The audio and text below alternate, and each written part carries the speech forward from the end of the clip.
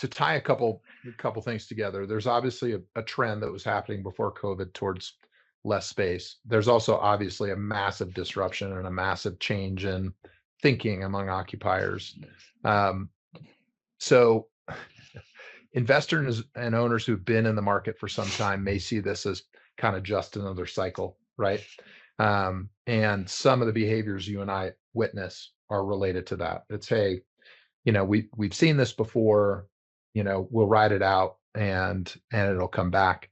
So the question is this just another cycle, or is it a structural change that will really impact demand for the long term? How do you see it from this point in time?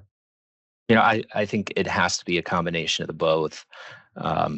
There are just structural changes in demand, and that's something that the market will need to adapt to. But there's also the cyclical component that was really, catalyzed by the sharpest increase in interest rates that we've ever seen.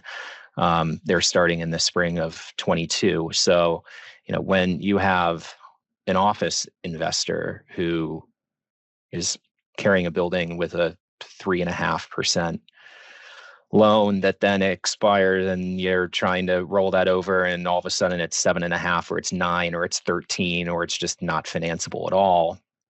That's the game changer right there. And that it's really anyone's guess whether that's going to be a cyclical thing. Are we ever going to get back to the point that we were before there? And that just it underpins the health of the office market from an investor's perspective, irrespective of whether the demand is back to 90% or 100% or 110% of where it was. Because not only do you need to get back to where you were, you need to be then you need to have sufficient pricing power to drive rates to the point that that your net operating income still pencils out relative to the cost of debts.